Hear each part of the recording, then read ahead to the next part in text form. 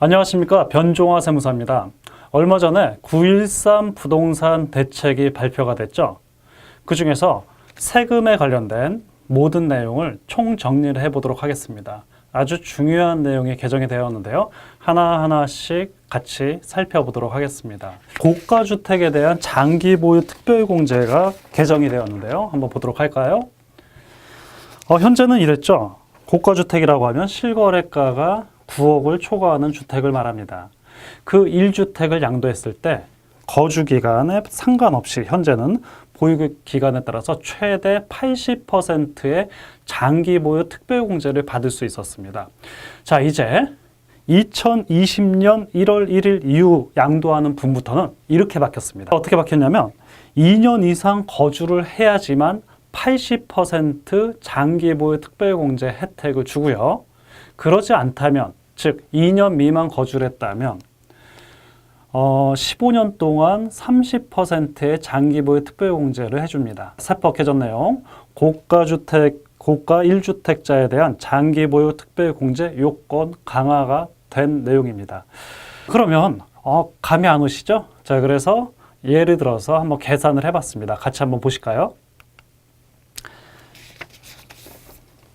A씨의 주택 양도 사례인데요. 여러분 한번 같이 보도록 하겠습니다.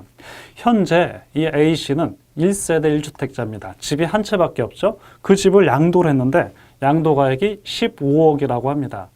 9억 이상이니까 고가주택에 해당이 되죠. 1세대 1주택 비과세 되지만 9억까지 내지만 9억을 초과하는 양도 차익분에 대해서는 과세가 됩니다. 취득가액은 5억이고요. 즉 양도 차익은 10억이 나왔습니다.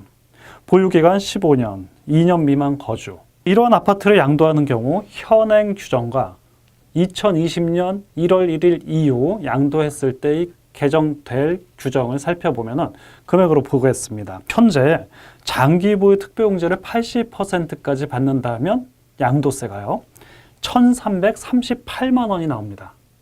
얼마 안 나오죠? 왜 그러죠? 9억에 관련된 상당한 양도 차익은 비과세를 받았고요. 9억이 넘어가는 양도 차익에 해당하는 분만 과세인데 거기에서 장기보유 특별공제가 80%까지 받음으로 인해서 15억 양도가액 또 양도 차익이 10억이라면 양도세가 1,338만 원이 나옵니다. 여러분 얼마 안 나오죠? 글쎄, 이 금액에 비하면 양도가액에 비하면 얼마 안 나오는 것 같기도 합니다. 자, 그런데 이 주택을 똑같은 조건에서 개정될 내용에 따라서 계산을 해보겠습니다. 2020년 1월 1일 이후 양도했는데 2년 거주를 안 했다고 합니다. 자, 보면 8,650만 원이 5만 원이 나오네요.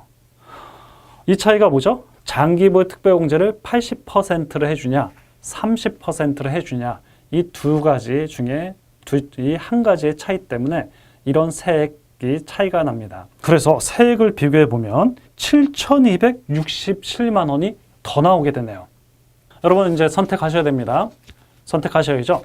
내가 가지고 있는 1세대 1주택이 9억을 초과하고 이런 주택이라면 거주를 안 했습니다. 거주를 하셨다면 지금 양도하나 2020년 1월 1일 이후 양도하나 전혀 상관이 없습니다. 하지만 거주를 하지 않으셨다면 또는 앞으로 거주할 계획이 없으시다면 거주할 상황이 안 되신다면 대략 15억인 경우 양도 차익 10억인 경우 7천만 원의 차익이 나오므로 자 2020년 전에 양도하실지 후에 양도하실지에 따라서 세액 차이가 나게 되겠죠. 자, 이 점 유념하셔서 여러분들이 의사결정을 하시면 되겠습니다. 다음으로 조정 대상 지역 일시적 2주택 중복 보유 허용기간 단축에 대해서 알아보겠습니다.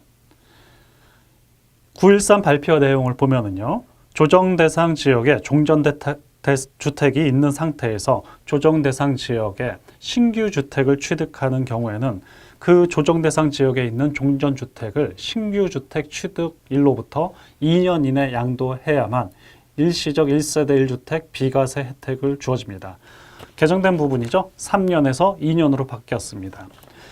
대책 발표 후 새로 취득하는 주택부터 적용을 하고요. 그러나 대책 발표 전 매매 계약 체결하고 계약금을 지불한 경우 그런 경우에는 종전 규정을 적용을 합니다. 자, 이상으로 9.13 부동산 대책 세제 개편안에 대해서 알아봤습니다. 감사합니다.